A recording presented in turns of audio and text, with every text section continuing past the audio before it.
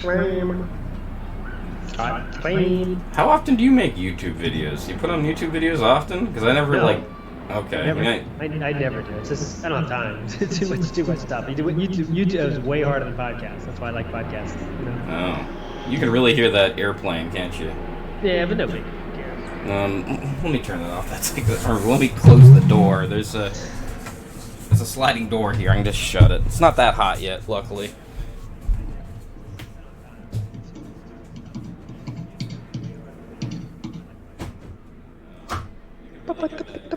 That thing is loud as hell.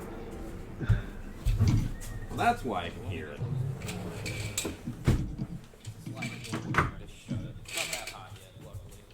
Oh, got a reverb. Got to get the. Okay. All right, everything looks golden. Golden. Have my voice been popping at all? Nope. 0%. All right.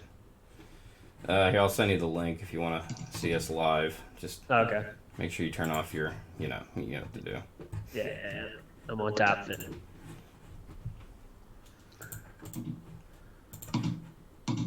I don't want to be not preaching to the choir, telling you things you already know. It's okay. All right. Where is it? All right, that's it. Should be live right now. Sure. If not, then oops. I'd actually like to. Yeah, I'll look at it in a second, but I just like to hide it. I don't want to see myself.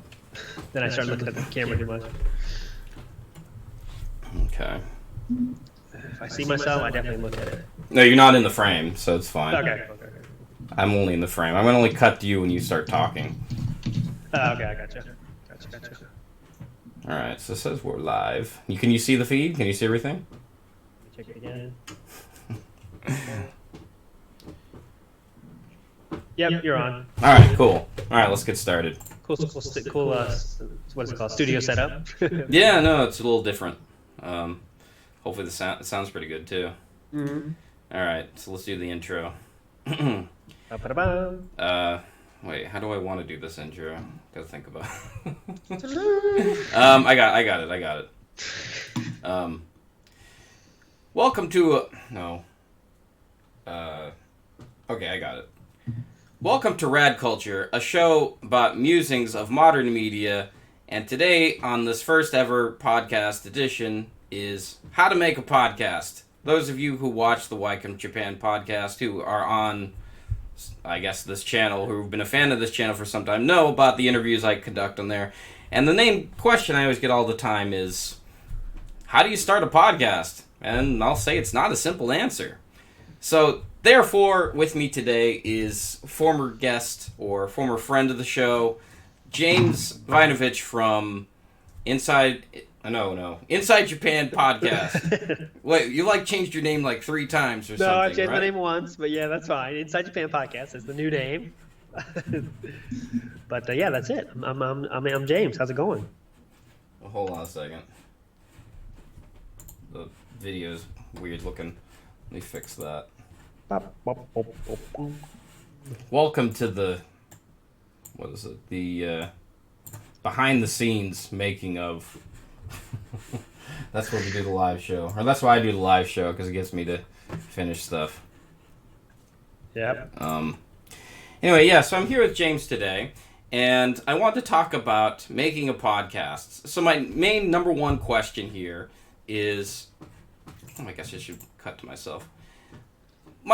So usually when you're making a podcast, the first thing you need to do is it first begins with the idea. And eventually you need to come up with some idea that I guess other people want to see. What would you say, James? What was the birth of ALT Insider Podcast? That was your first podcast, right? Yeah. It's still Inside Japan podcast is basically the same thing, just different name. But yeah, I was like, okay, I want to make my website bigger. How can I do that? I took it as it's a way of marketing, kind of, for the website. Is if you make a podcast, more people find that, and then hey, they'll come to my website and check out my stuff, buy lesson plans, blah blah blah. That's what I was thinking then. So, I really started as just another way to put content out there, content marketing. And then now it turned into the main thing of the website. But it started out with just content marketing, and that was kind of why I decided to do it, especially because there's not a lot of people talking about how to be, well, in the beginning it started with how to be ALT in Japan. Now it's kind of, we don't talk about that much. But the idea in the beginning was, hey, no one's talking about how to be an ALT in Japan on a podcast, so hey, why don't I try to do it? And that's what I did. Okay, so kind of just like fulfilling that need. Yeah, I just basically started Why Come Japan because I liked listening to podcasts and I liked interviews. So it became one of those things.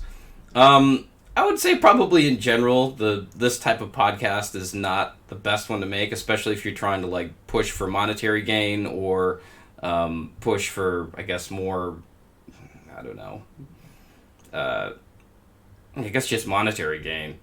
What do you think? Like, what's the best kind of what are the podcasts that people want to see or want to listen to?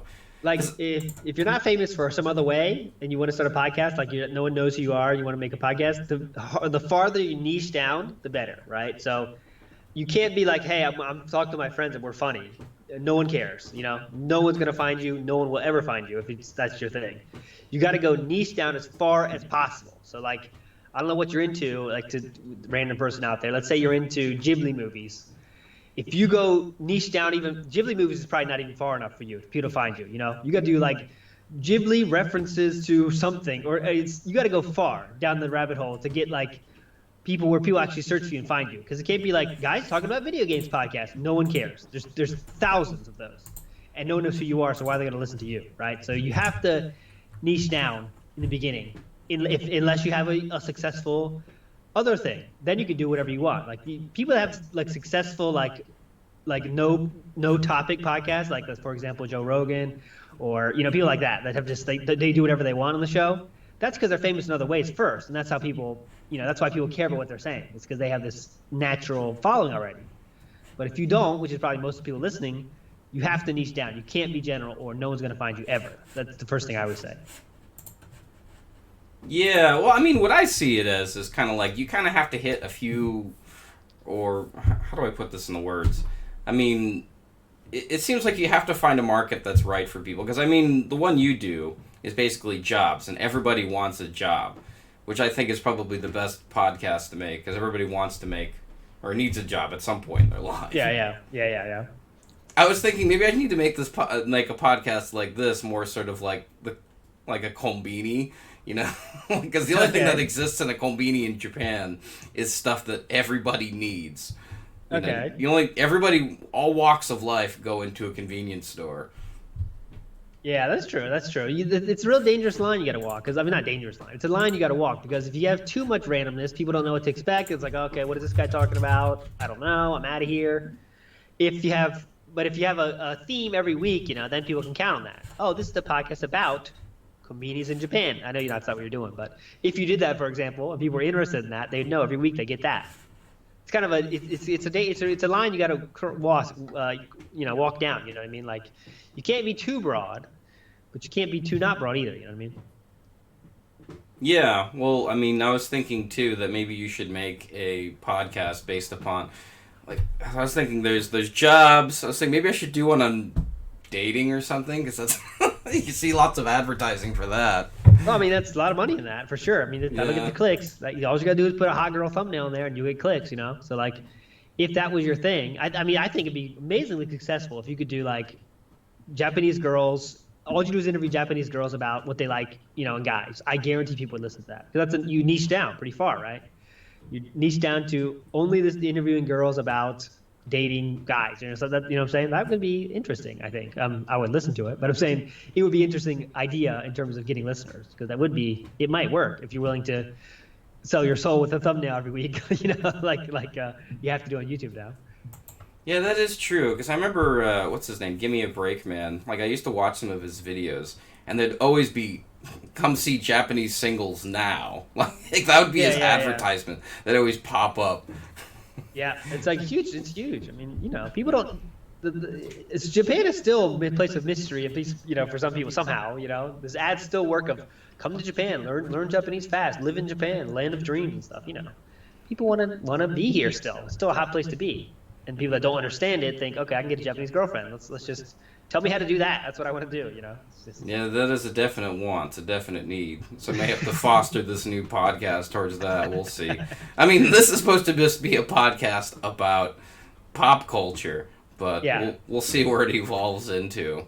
Yeah. So you're trying to do like all general pop culture, or Japan centered stuff. All general pop culture and Japan central. Okay. So I was thinking hit 5 birds with 1 stone, that sort of thing. There you go, yeah. Make a podcast, make a vlog, all at the same time. And of course I'll edit this, and this isn't the final version. Yeah. Cool. All right, so usually when you're making a podcast, it has to eventually evolve into, you have to find a platform to put it on. And that involves, buying certain equipment. What kind of, I guess we should talk about equipment. What kind of equipment have you got when you first started your podcast? So everything I bought in the beginning, I still use today, actually. So there's nothing I've upgraded at all. Really? The only thing you need is a good microphone. So now this microphone I'm using now, it's the what's it called again? The CO1U Samsung microphone. When I bought it, it was $200. Now it's $80. So it's definitely within your price range to buy. If you're serious about a podcast, of course. But yeah, just get a good microphone. You don't have to have I have this kind of arm, thing to hold it up. You don't have to have that. But yeah, just all you need is a microphone. Everything else is software that you can get for free. And that's the good thing about a podcast too, is it's extremely cheap to start one. If you have $100, you can start a podcast, no question. Now there is some other costs. I don't know if you'll talk about that too, the hosting costs and stuff like that. But in terms of equipment, only thing you need is a good microphone, and don't get a crappy one. You don't have to get an expensive one, but spend $100. You know what I mean? Get something that's gonna at least $100, something that's gonna be good. Because remember, this is the only way people hear you. So it's kind of the most important thing that you have is the microphone. You know what I mean? Right. What kind of microphone is that again? You said it's a Samsung CO1U, and let me see how much it costs now. I can even check it.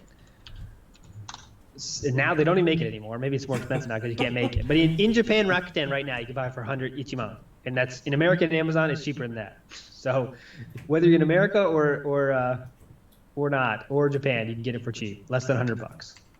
Oh, really? When I bought it, it was $200. And now look at how 5 years have passed, and now it gets cheaper. But yeah, it's definitely good enough. It's not the best one. I wish I could upgrade. I always think I wish I could upgrade, but do I really need to? It's fine. It's good enough.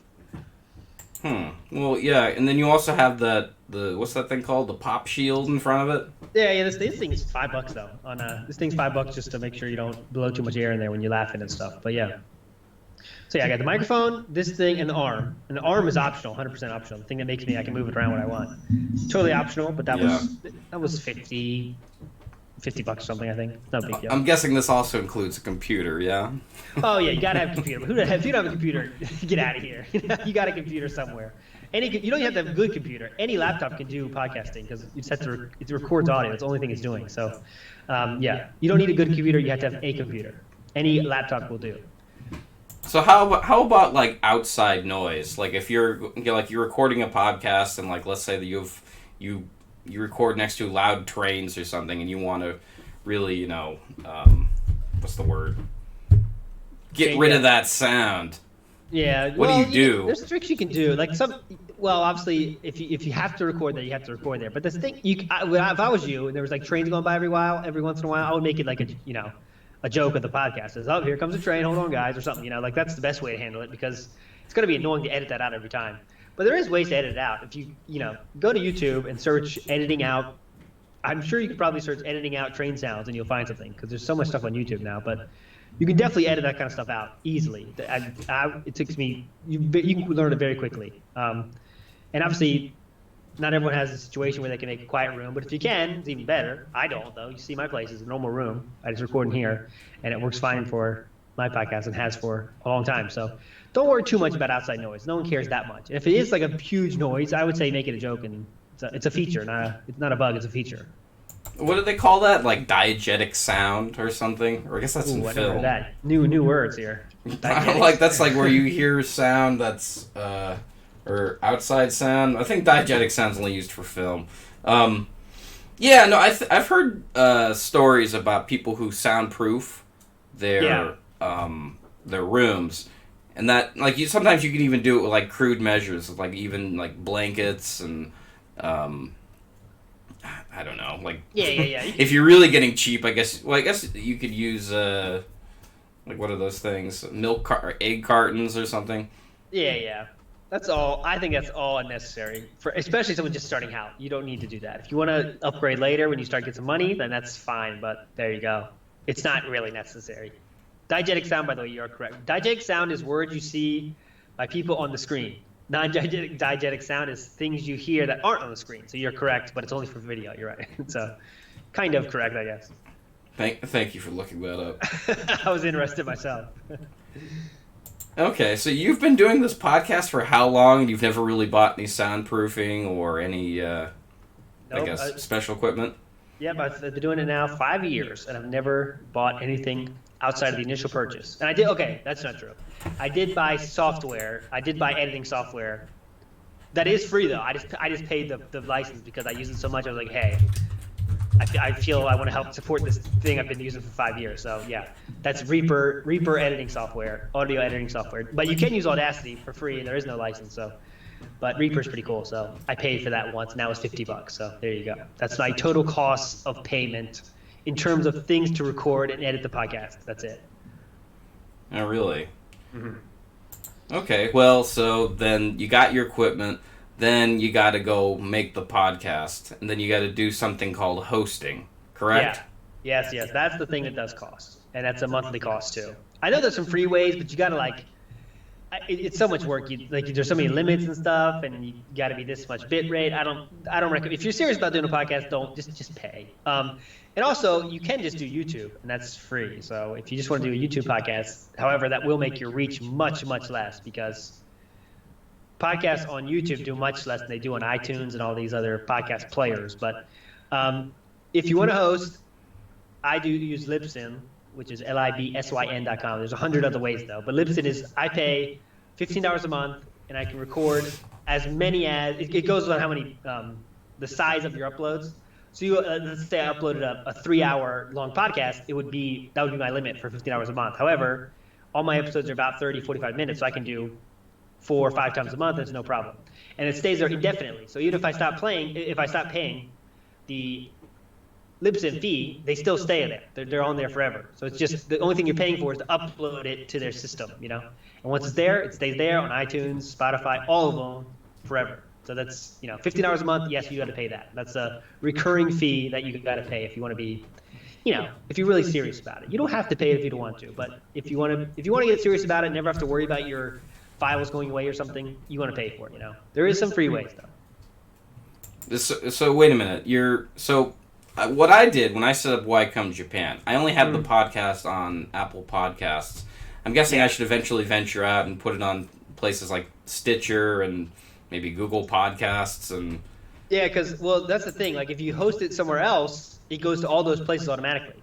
Like I don't have to do any work, and mine's on Spotify, Apple, Google, everything, because it's somewhere. It's not on a single platform like Apple is. Apple is like, yeah, we'll host you, but you're only here. You know what I mean? So if you wanted to go to those other places, you still need a place to host it. They don't host it for free. You know what I mean? Oh, okay. Well, because the way I did it was I got my own website, and I took my RSS feed from the website, and you take that RSS feed, and then you send that RSS feed to Apple Podcasts, and then that sends the feed, and it puts it into a podcast. Yeah. Okay, so you were hosting the audio file on your website. Yeah, that's right. Yeah, see, that's fine for a while, but if you start getting a lot of listens, it can be problematic. You know what I mean? How so? How could it be?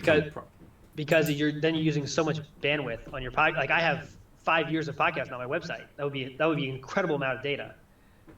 Oh, you know really? what I mean? To save on my, I don't think it might be over the WordPress limits. You know what I mean? I don't know the exact limits there, but there is limits on WordPress data saving, and a podcast of 30 minutes times 300 now that I have 300 or so episodes. That's a lot. I don't know, but I've heard there's downfalls to that because then if your website goes down, you're effed again.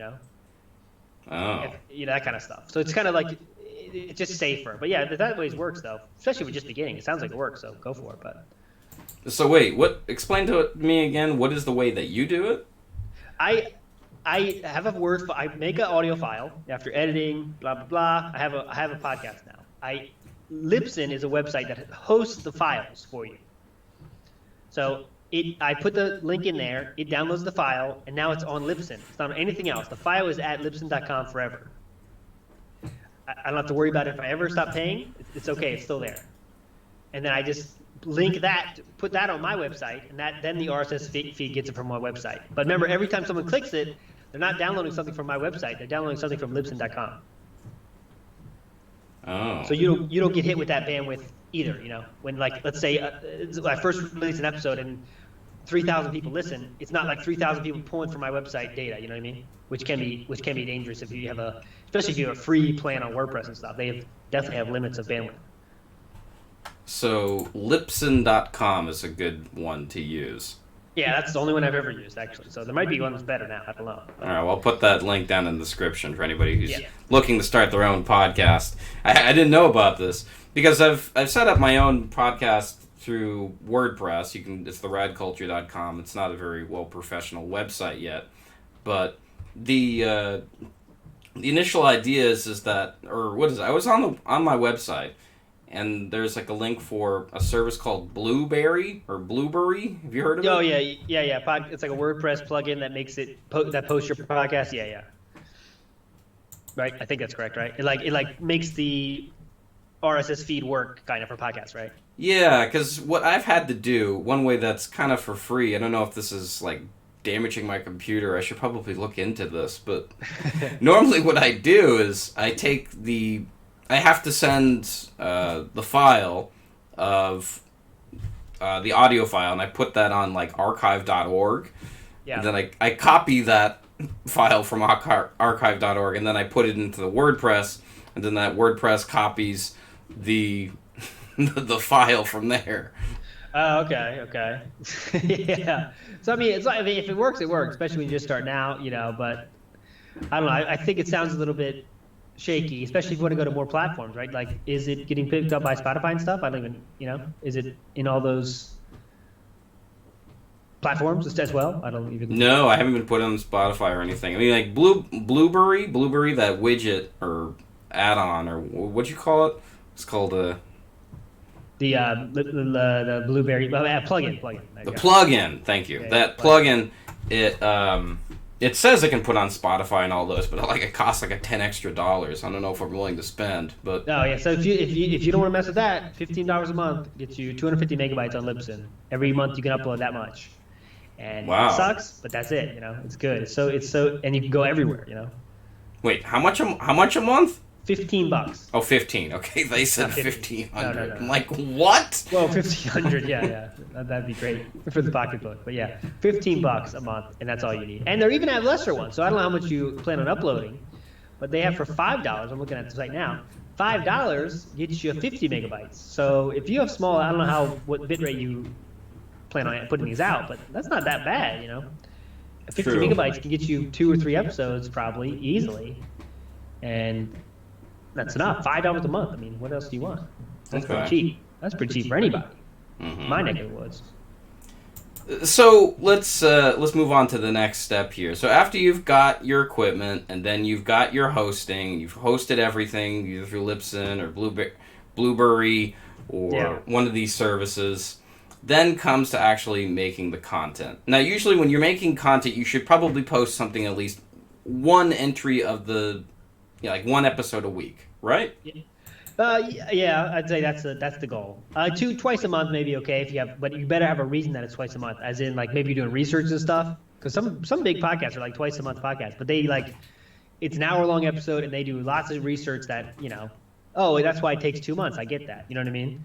That's the thing you got to think about. But if you're just interviewing somebody about a topic, it has to be once a week, or no one's gonna like that. I don't. Whatever you watch, YouTube videos, podcasts, whatever.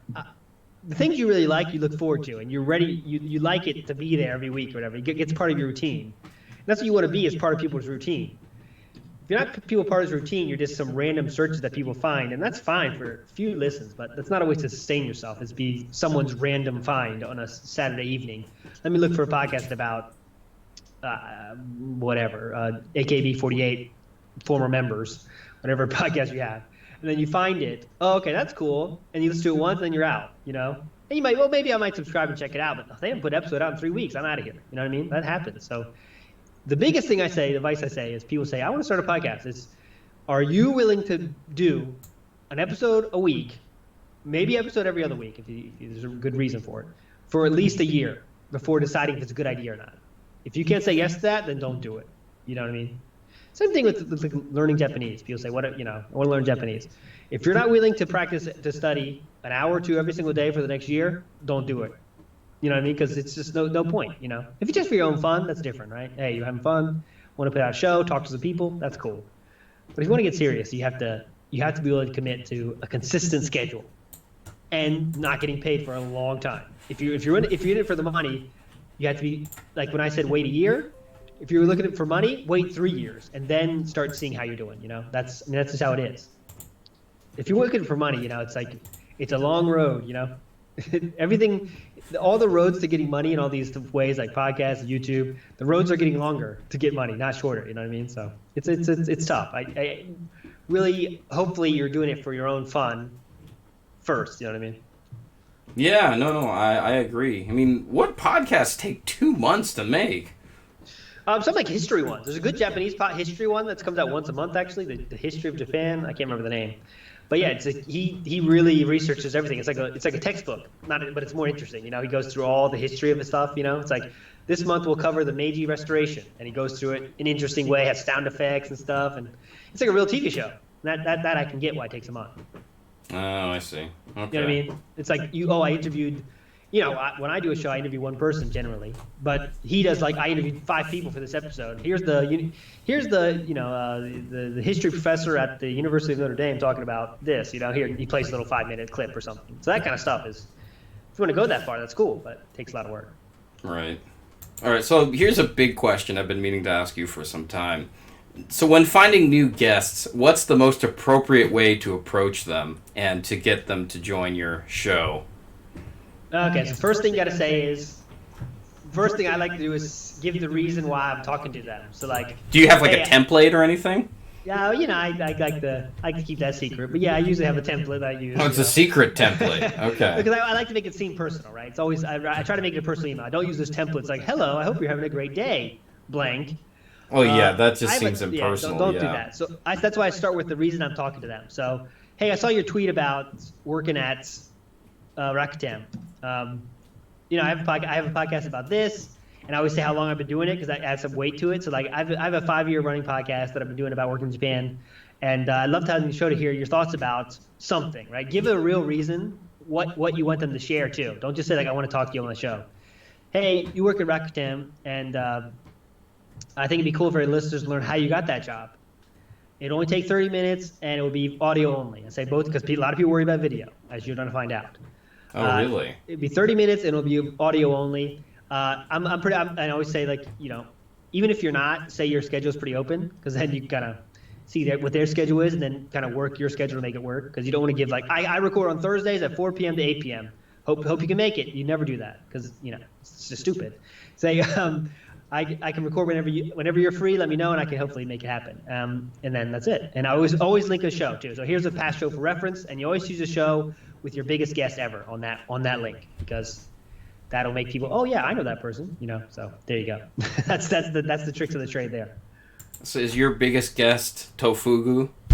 I guess that probably, yeah, the biggest website for sure. Sometimes if I know the person's in like university teaching, like it depends on what. Also, I kind of tailor it as well. So, hey, this guy's a university teacher. I'll get another university teacher as the link. Or, oh, this guy is a finance dude. I'll get a finance dude episode and put him on there. You know, so try to link it to, oh, you've done finance people before. Here you go. You know. So you're like the Amazon of podcasts. It's like, we see that you like this. Well, you'll like this. We see that you like finance. Here's another finance-related episode. What do you think about that? Yeah, definitely. Yeah. If I guess I had to, what is it? Talk about my biggest guest. So far, it's been Cooney, but that's about it. Tokyo. Yeah, Cooney. That's an epic one though. That was an epic one. Tokyo Cooney's a legend and vlogging and Japan vlogging for sure. I've been trying to get I can't speak. I've been trying to get a couple of other legends on the show, but it's been really difficult. So. Yep, it's a grind. Getting the high next level guests it's a grind for sure. So that's why you got to think about your show is if it's a general show and you have Joe Schmo on here, it's not like who cares? I don't care what this person who I also don't know is. So I get people that a lot of people don't know their names. Most people on my show, people don't know their names, But if they have an interesting thing about them, then people will listen, right? Oh, this is a foreigner in Japan that brews sake. That's interesting. I don't know his name, but that's interesting. So I would listen. You know what I mean? So if you can't get an interesting personal name alone, you have to get. For me, I have to get people that are interesting for some other reason. That's what I try to do. Yeah, I guess that's true. You need to have lots of guests to balance everything. I don't know, because I do have a lot of guests where I'm like, I know this guest's not going to get a lot of hits because nobody knows who they are. Yeah. But I guess you're saying it all depends on the way you sell them. How is it that you sell them? Just the pitch is what they do for me. So this guy. Oh, that's true. Yeah, I guess. This guy opened up a cafe in Osaka. That's the pitch. It doesn't matter what his name is, but you learn about him in the episode. Then and it helps. It helps people know. Oh, this guy opened up a cafe. That's interesting. I'll listen to that. Yeah, but if you just smart. say it's Chris I don't know, Chris Smith from Osaka, everyone's like, well, okay, who's that? I don't care. So that's why I really try to use what they do more than the names, unless the name is big, right? Unless the name is what you want to sell. You know what I mean? That's really smart. Koichi, yeah. Even with Tofugu Koichi, I don't do Koichi. I did, Tofugu owner Koichi. You know what I mean? Tofugu creator Koichi. That's just smart, Just shows people know, oh, the guy that created Tofugu, cool. We're not Joe Rogan. Joe Rogan gets all his guests are. You hear the name, you want to listen, right? But people at our level, less level, can't do that. So you have to sell in other ways. That is true. All right. So after you've gotten your guest, and then you've done your show, you've hosted it, and then you finish the show, and then you edit it to your liking, and you put it up out there on the internet for the world to see. I guess the next step here is growth. How do you grow your podcast? I think that's a stage I'm kind of in right now. And I think a lot of people are in right now. Yeah, I guess the number one thing, it's stupid, but it's just consistency, right? So you got to keep doing it. And, of course, you got to do the stuff like put on Twitter, put on Facebook. That's kid stuff, right? You guys know, everyone knows how to do that. Mm-hmm. What you really got to do is be consistent, because my first year of podcast, right? What's one full year, 56 episodes. I think I had combined, right? This is all combined. I had 1,000 listens or something. That's all year, right? A full year of 1,000 listens. That's scary, sad. If you for a podcast back then. But over time, it does grow, right? I got 5 more people listening this month. That's cool. And you just got to be consistent, and people will find it. Then you get a bigger name on your show. Oh, I got who was the first big guest I got on the show? I think it was Kevin. It's Busan Kevin. I'm not sure his name now, but Busan Kevin was the first. I got a big jump from that. Just Japan podcast. That helped my show too. Yeah, I got a huge jump from that back in the day. He was my first name guest kind of. Then I got the guy that did Inglopedia, which is a huge website for teachers. That was another big jump, and the jumps were all guests really for me in the beginning. Were all these big guests that kind of people knew, and from that's where it just kept going. And then once you get past a point, I don't know, I can't say exact numbers, but once you get a few thousand listeners a month, then you reach more growth. It's easier to find you. People, you get more views on iTunes, stuff like that. It's easier to find you, and then you kind of find your place. But the most important thing is always do an episode once a week, or if you have to, once every other week. You have to be consistent so people know you're there. And because once you're not there for a few weeks, people forget. And it's not about your quality of your show. People forget about you. Just how it is. Everyone's got stuff to do. So people like to have a routine. If you're not there for 1 week, guess that's not part of my routine anymore. People just forget. So you have to be consistent. That's the most important thing, and it's also the hardest thing. That's the sad part of it. Okay, so you kind of have to be the Donald Trump of podcasts, basically. There you go. That's what because I don't know. There hasn't been a single day when I haven't seen him in the news. So. Yeah, exactly. All right. And Yeah. Also, one more thing about the growth thing, though. You have to get on Twitter. You have to start talking to people that are podcasting too. Like, you have to get. I know it sounds stupid. I thought it was so stupid at getting, like, I read these articles about how to get your podcast big, and like, yeah, just be a part of the community. I was like, what does that mean? What is that? What am I going to do that? How am I going to do that? But once I did that, I started like, oh, Radreed had a funny thing on Twitter. Let me write back to him. And then, maybe you didn't follow me back initially, but then you did later. And then I did that to Poussin Kevin as well. Oh, he wrote back. Oh, then he followed me. Then he retweeted my thing. And then I started getting more followers too. So it does help to talk to people that are also in the same space as you, because hopefully you get online relationship even of just like, oh, you're kind of saying interesting stuff. I'll follow you. Oh, I'll retweet you. And that really does help get more people to follow your Twitter, which then gives more people to see your podcast links, and then there you go. It's like, but it's a slow burn. Like, it's like, it's like losing weight. It's like we're getting taller, one of these things. It's just something that happens very slowly, and you're gonna want it to happen faster. But one day you wake up and say, oh, I got 100 more listeners on that episode. Great. It just happens all of a sudden, but it's a long way to get that all of a sudden. You know what I mean? Yeah. No. That totally makes sense. I mean. Yeah, it's because this guy knows that guy, and then that guy knows this guy, and before you know it, you're abroad in Japan. No. There you go. Sitting at 1 million subs. Yeah, that's pretty incredible. I mean, I guess that's the dream, but I guess in terms of podcasting, what eventually you also want. Well, before I start talking about sponsorships, I should probably talk about your Discord. You have a very active Discord. And I would say that's a very big community-driven project, I guess you'd call it. Really? I mean, I remember how it started. It was one of those things I wish I could say, like, yeah, this is my great idea that I wanted to do, and I knew it would be great for the community and stuff, but it wasn't at all. Someone messaged me and said, hey, you should have an ALT Insider Discord. I said, okay, let's do it. And then he kind of helped me start it. Stivern, I'll say thanks to Stivern on there. He's the guy that set it up. And now we have become #1 working in Japan Discord. I don't know how many there is or anything, but we have, I don't know, almost 1,000 members now, and it is extremely active, getting 10 users every day. And it's really been crazy for how good it is. It's 100% luck for me that someone said, hey, you should do this, because I wasn't even on Discord at the time. And they said, hey, you should start Discord. And then now it's become like a real place where it's really the main thing it's become is like a getting ready for jet program people. It's really become a hot place for that. And like a lot of people are talking about jet program. Jet program is a lot of people worried about stuff. What do I got to do?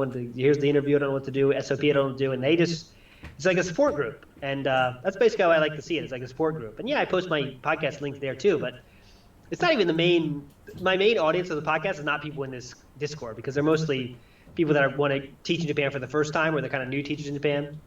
But yeah, it's been really awesome. It's really, really cool thing that just kind of happened. I'm lucky it happened, because it's really, really cool. And then we're done to do a meetup soon this summer, so that should be cool. And it's just real cool. A lot of people have made friends from this thing. It's a really, really cool thing. I just got lucky. So, but yeah, Discord is definitely a thing you should do now in 2019. Used to be like start a Facebook page, start a Twitter page. That's the things you do when you have a website. But I think like you could say, I don't know if I can fuck Facebook. Fuck Facebook now. Just do Discord.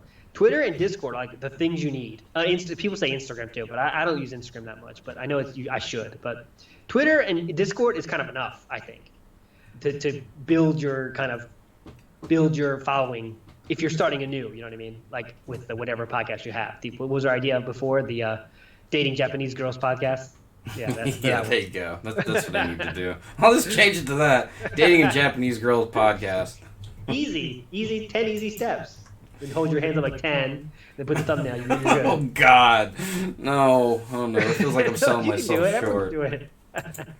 It would get good views, though, sadly. Yeah, just hold up 10 fingers and 10 whatever you want. Yeah. 10 craziest restaurants in Japan. 10. Like, even if I troll them, it's like going to get a real negative review. Or like, you know how YouTube's put that new system on there with percentages? Yeah. Like, even if I trolled them, it'd probably get like a 10% or something. Oh yeah. It's just YouTube's so sad, but that's not the point of this episode. YouTube, the sadness of YouTube. Okay. Oh, you're. Hold on a second. Yeah.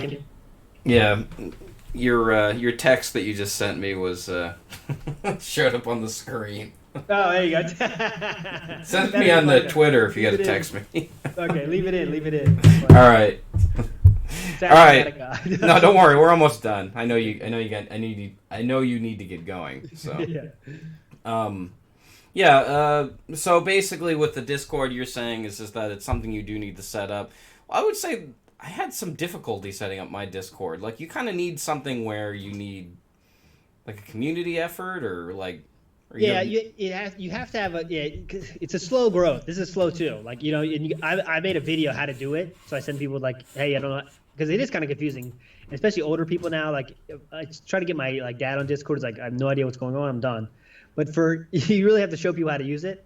But yeah, you have to have some reason for you to go there. So if I was starting a podcast now, I'd say I wouldn't.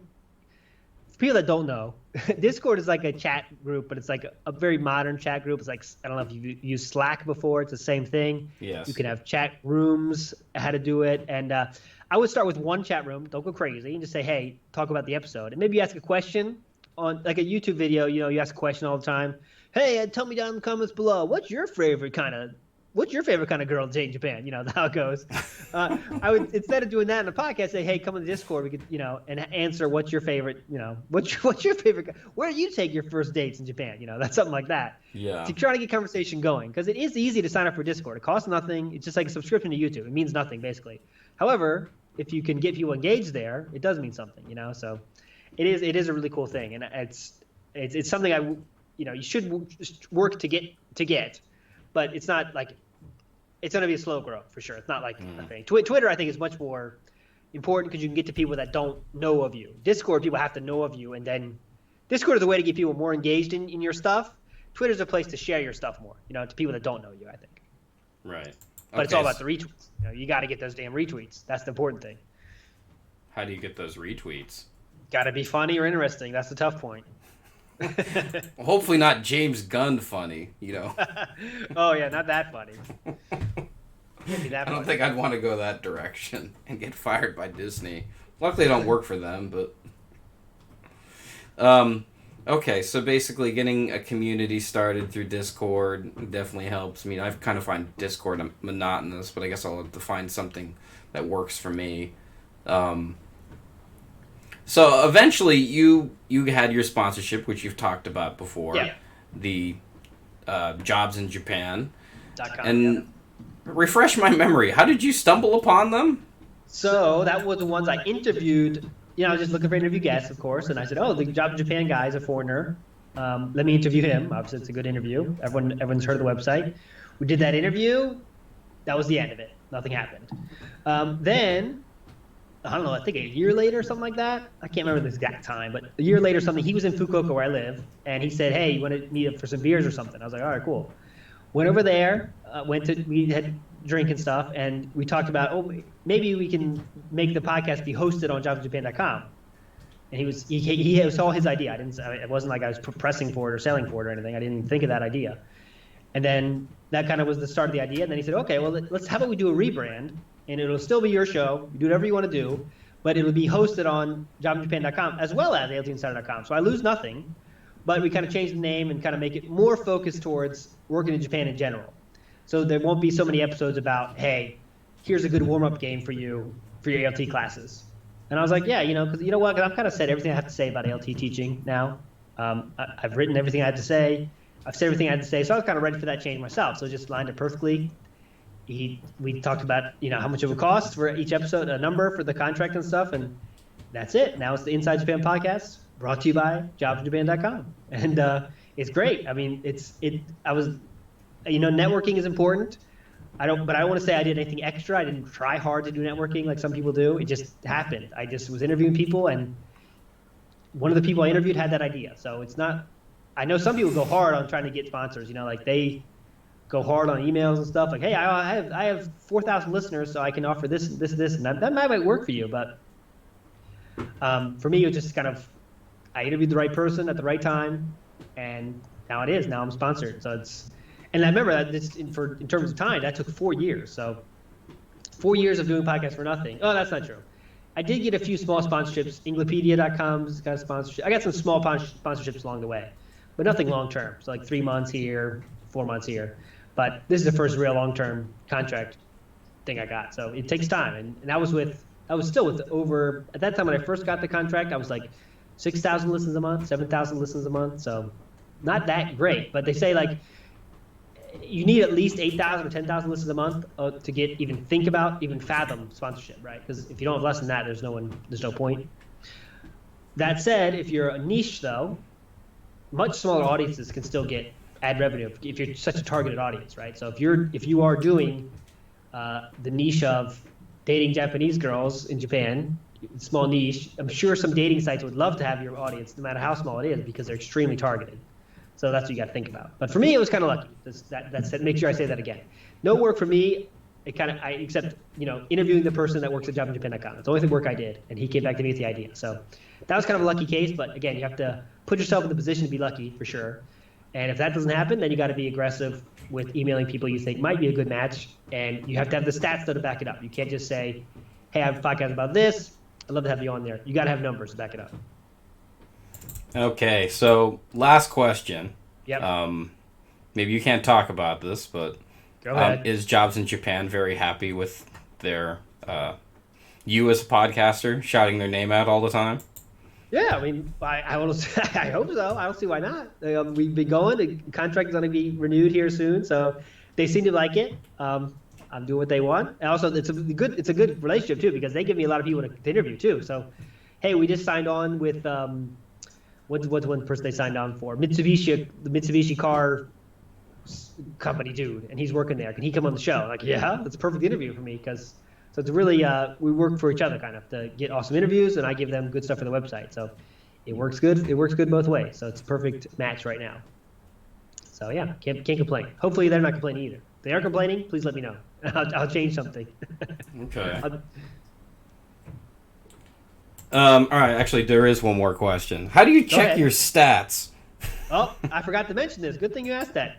If you don't use Libsyn, you can't, right? If you don't use a site that hosts your stuff, you can't, right? There's no way, because you're like WordPress doesn't natively track that, right? But Libsyn does. It tracks how many times people download, where they download from, how long they listen, everything. That's another good point about paying that I should have mentioned earlier. So thanks for bringing that up. All right, guys. So there you have it. That's how you start a podcast. Boom. The James Vinovich way. So basically, with a little bit of preparation, well, probably not so much preparation, because you didn't prepare that much. Yeah, no preparation. Swing it. I guess so, yeah. With a little bit of luck and consistency and persistence, you'll have yourself a very nice podcast. There you go. So, guys, the idea is still on the table. How to Date Japanese Girls podcast. It's waiting for you. Who's going to take it? I can't wait to see. All right. I want to thank you for joining us. And, this is just the recording session. I'm going to put up another version of this episode. This is just the live show. There will be more later. Cool. All right. I'm going to end the stream. I'm ending the stream. All right, cool. I got to go. But I'll talk to you later. Thanks for the stop, man.